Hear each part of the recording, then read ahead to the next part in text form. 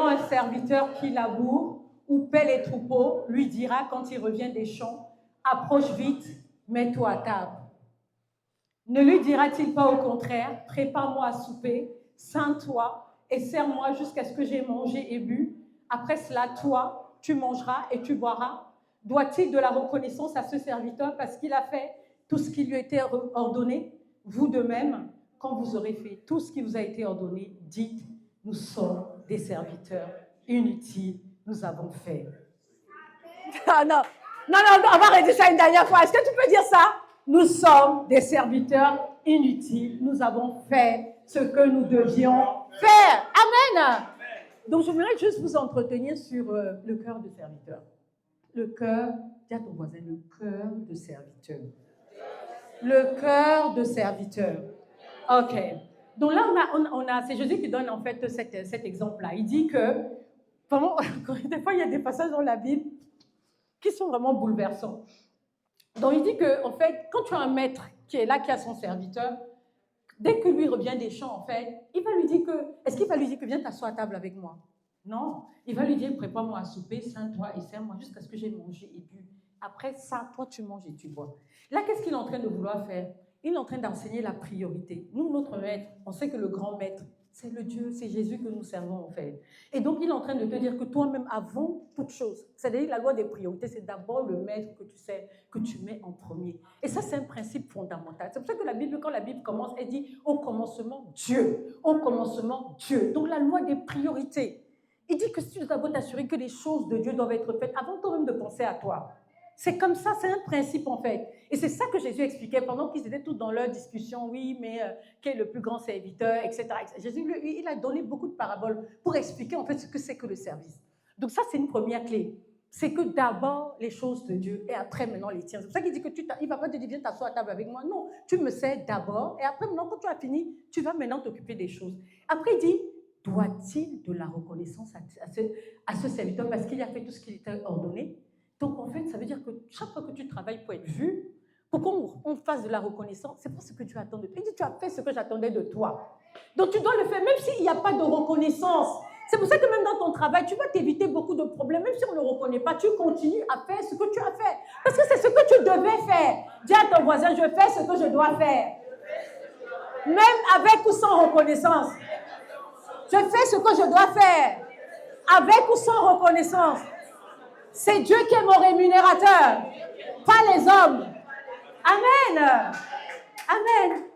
Et dit, doit-il de la reconnaissance à ce serviteur parce qu'il a fait ce qui lui était ordonné?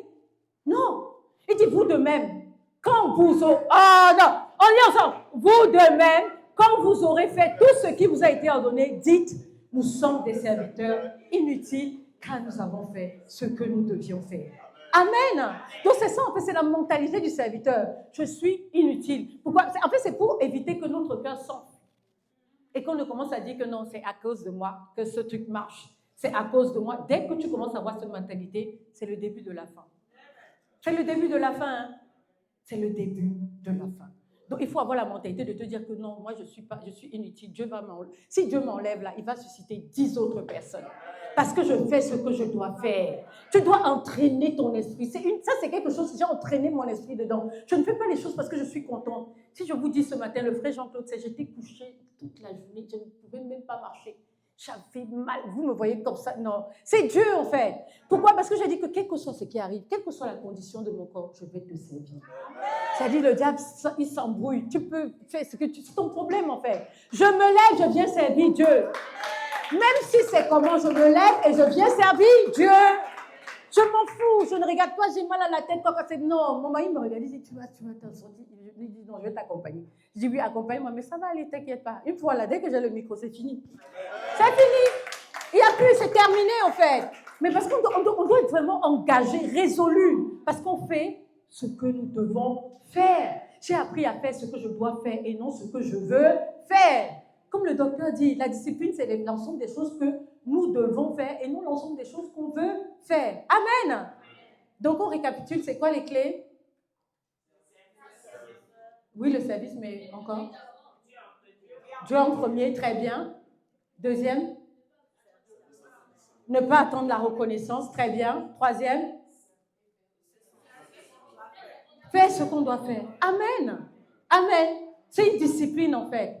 Alléluia. On va passer à l'autre texte. Ok. On va lire ensemble. Ah non, pas celui-là, on n'aura pas le temps. Non, pas les autres. Je crois que c'était dans Roi. Ah, voilà. Non, après, continue.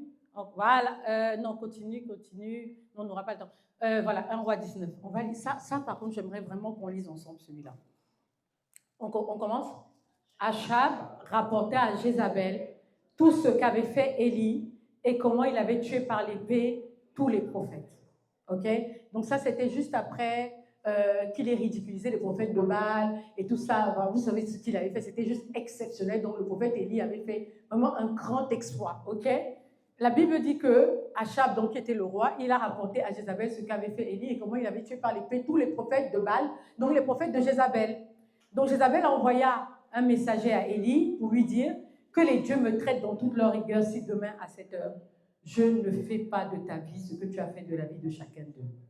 Vous vous rendez compte? Donc souvent, en fait, pourquoi j'ai donné ce texte aussi, il y a beaucoup d'enseignements dessus. Je ne sais pas si on va avoir le temps, mais vraiment que Dieu fasse grâce.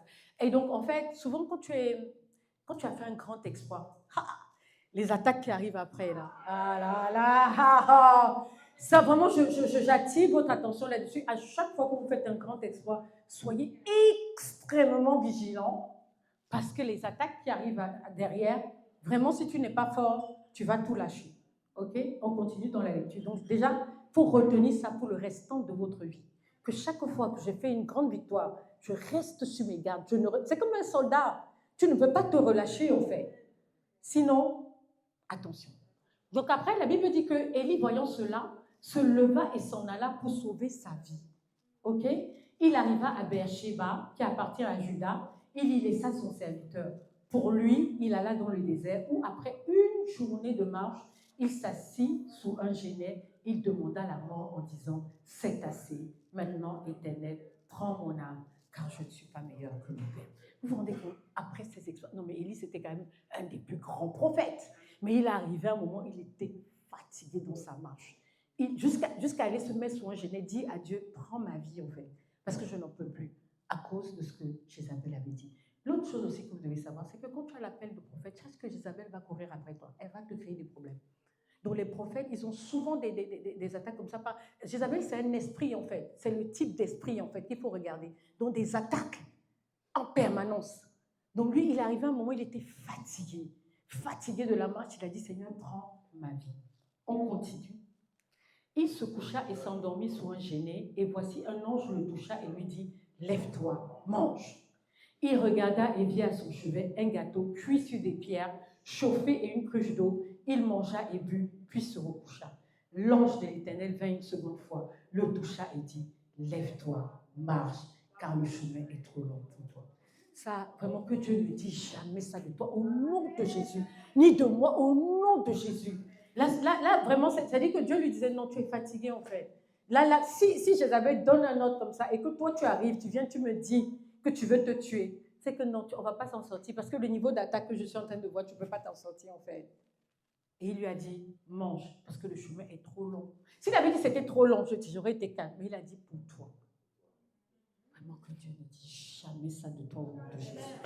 Que tu sois toujours trouvé fidèle à ton poste, en train de faire exactement ce que Dieu attend de toi. Au nom de Jésus. Et la Bible dit qu'il se leva, mangea et but, et avec la force que lui donna cette nourriture, il marcha 40 jours et 40 nuits jusqu'à la montagne de Dieu à Horeb. La même montagne où Moïse aussi avait fait 40 jours et 40 nuits. Et là, il entra dans la caverne et il passa la nuit. Et voici la parole de l'Éternel lui fut adressée en ces mots. Que fais-tu ici? Que Dieu ne te dise jamais ça. Que Dieu ne te dise jamais ça. Qu'il ne me dise jamais ça. Que fais-tu ici? Comme il a dit à Adam, Adam, où es-tu? Qu'il ne nous dise jamais ça. Au nom de Jésus, qu'on soit trouvé à notre poste, pas à un endroit où Dieu ne nous attendait pas. Amen. On continue. Il répondit, oh, non, on va lire ensemble. J'ai déployé mon zèle pour l'Éternel, le Dieu des armées, car les enfants d'Israël ont abandonné ton alliance et ils ont renversé tes autels, ils ont tué tes prophètes par l'épée. Je suis resté moi seul. Vous avez vu ça? Il dit, je suis resté moi seul. Déjà, c'est l'orgueil, en fait. Quand tu commences à penser que tu es la seule personne que Dieu peut utiliser, tu es en danger.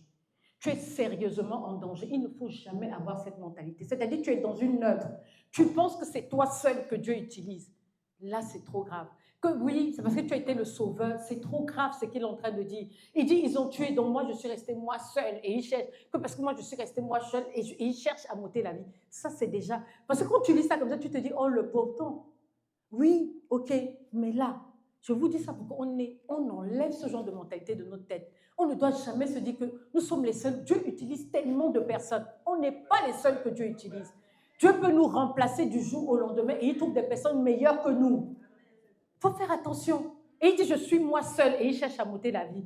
L'Éternel dit, sors et tiens-toi dans la montagne devant l'Éternel. Et voici l'Éternel passa. Et devant l'Éternel, il y eut un vent fort et violent qui déchirait les montagnes et brisait les rochers. L'Éternel n'était pas dans le vent. Des fois, il y a beaucoup de bruit, mais Dieu n'est pas dedans. Il n'est pas dedans. Il peut être dedans, mais des fois, il n'est pas dedans. On continue. L'Éternel, okay, et après le tremblement de terre, l'Éternel n'était pas dans le tremblement de terre. Un truc encore plus fort, le tremblement de terre, dont les secousses, le bruit, mais Dieu n'était pas dedans. Et après le tremblement de terre, un feu, l'Éternel n'était pas dans le feu. On continue. Et après le feu, un murmure doux et léger. Alléluia. Un murmure doux et léger. Quand Élie l'entendit, il s'enveloppa le visage de son manteau, sortit et se tait à l'entrée de la cabane. Et voici, une voix lui fit entendre ces paroles. Que fais-tu ici, Élie? Et donc, Dieu est parfois dans les murmures doux et légers. C'est-à-dire, c'est calme. Tu entends une douce voix, en fait, qui est là, qui t'apaise. Et Élie connaissait cette voix. C'est pour ça que tout ce bruit-là, ça ne le fatiguait même pas. Lui, il savait, dès qu'il a entendu le murmure doux et léger, il avait une relation d'intimité avec Dieu. Il a reconnu tout de suite que là, Dieu était en train de lui parler. Et il répondit encore, j'ai déployé mon zèle pour l'Éternel, le Dieu des armées, car les enfants d'Israël ont abandonné ton alliance, ils ont renversé tes autels, ils ont tué tes prophètes par l'épée, je suis resté moi seul. Il cherche à monter la vie. Donc en fait, quand il dit ça une deuxième fois, qu'est-ce que la Bible veut nous montrer? Qu'il avait déjà développé cette pensée, c'était devenu une conviction en fait. Donc lui, dans sa tête en fait, il n'y avait personne d'autre que vraiment lui, le grand prophète. Donc c'était que lui, et puis maintenant on veut lui ôter la vie, et puis c'est quoi en fait? Donc c'était un peu comme une forme de reproche à Dieu. L'Éternel lui dit, va, reprends ton chemin par le désert jusqu'à Damas, et quand tu seras arrivé, il lui a donné une instruction, tu oindras Azaël comme roi sur la Syrie. Donc il est déjà en train de lui dire, l'onction que tu portes, tu vas déjà commencer à transmettre. Donc il dit, tu oins Azaël comme roi sur la Syrie. Il dit, tu oindras aussi Jéhu, fils de Nimshi, comme roi sur Israël. Et tu oindras Élisée, fils de Shaphat, d'Abel Méola, comme prophète à ta place. Vous vous rendez compte? En fait, on ne se rend pas compte. Il faut faire très, très attention à la façon dont on sert Dieu. Je vous le dis, c'est en même temps un message d'encouragement, mais c'est aussi un warning. Attention. Attention, tu peux être là. Toi, tu penses que tu es là, mais Dieu a déjà trouvé ton remplaçant. Il est juste en train de former la personne. Et des fois, c'est toi-même qui forme, tu ne sais pas. C'est la vérité. Oui, Saul. Est-ce que Saul savait? Il a dit, Samuel, pardon, laisse-moi faire mon travail. J'ai rejeté Saul. Arrête de pleurer. J'ai rejeté parce que Saul s'est mis à la place de Samuel pour aller faire des sacrifices en fait. Il a pris la place de Samuel. Il a dit non. Moi, je l'ai rejeté. Il a oint David et c'est Saul lui-même qui a formé David. Il faut faire très, très attention avec le service de Dieu. On ne joue pas avec les choses de Dieu. On peut jouer avec tout, mais pas avec Dieu. Et il ne lui a pas beaucoup parlé. Il lui a dit que tu vas oindre Élisée à ta place. Le chemin est trop long pour toi. C'est bon. La disposition de cœur. Comment tu sais? Comment tu traites la personne qui a servi? C'est-à-dire, et il a été traité, mais d'une manière, Moïse, non, lui, vraiment, je dis, yes, il avait un cœur, vraiment, Dieu. Il y a des points, quand tu vois quelqu'un dans une position de leadership, il y a des points que tu ne peux pas. Reste tranquille. Si tu ne comprends pas, intercède. Reste calme. Reste tranquille. Je ne veux pas de problème avec Dieu. Je ne sais pas toi, mais moi, je ne veux pas. Et des fois, tu es là, mais tu ne sais pas, Dieu, il regarde tout. Donc, il a parlé à Élisée, il a parlé à Élie, il a dit, tu oindras Élisée comme prophète à ta place. On continue. Il dit, et il arrivera que celui qui échappera à l'épée de Ésaïe, Jéhu le fera mourir, et celui qui échappera à l'épée de Jéhu, Élisée le fera mourir. Donc ça, on va lire ensemble. Qu'est-ce qu'on peut lire ensemble? Mais je laisserai en Israël 7000 hommes tous ceux qui n'ont point fléchi le genou devant Baal et dont la bouche ne l'a point baisé. Qu'est-ce qu'il voulait dire? Je suis restée moi seule. Il lui a dit quoi? 7000. C'est-à-dire que toi, comme tu penses que tu es seule là, il y a 7000 personnes qui n'ont pas fléchi le genou devant Baal. Vous vous rendez compte? Vous vous rendez compte? C'est pas parce qu'on ne voit pas les gens que Dieu a mis la lumière sur Élie que tout de suite tu te dis que les gens ne sont pas là. Il dit qu'il y a 7000. Donc là où toi tu es là, la place que tu as, où Dieu t'a mis, il y a 7000 personnes qui peuvent potentiellement prendre ta place, que Dieu peut laisser. Donc on doit considérer que servir Dieu, c'est un honneur et un privilège. Quand Dieu te met à un endroit, c'est un honneur et un privilège. Que celui qui a les oreilles pour entendre ce que la parole de Dieu dit. Celui qui n'a pas les oreilles, moi j'aurais fait mon travail. Parce que le Seigneur a défini ça comme un fardeau. Ce n'est pas ce que je vais donner, mais comme un fardeau ce matin pour lui donner. Que celui qui a les oreilles pour entendre, entendre. Donc on ne doit jamais, c'est-à-dire cet esprit qui te pousse à penser que tu es indispensable. Ça, vraiment, de grâce. Moi, j'ai beaucoup prié par rapport à ça moi-même. Ce n'est pas seulement moi-même. Hein. Quand tout ce que je vous dis là, je vous dis que moi-même, je prie nuit et jour pour ça. Je ne rigole pas. Parce que tu peux être là comme ça, tu commences à te perdre et tu as l'impression que c'est toi seul. Non.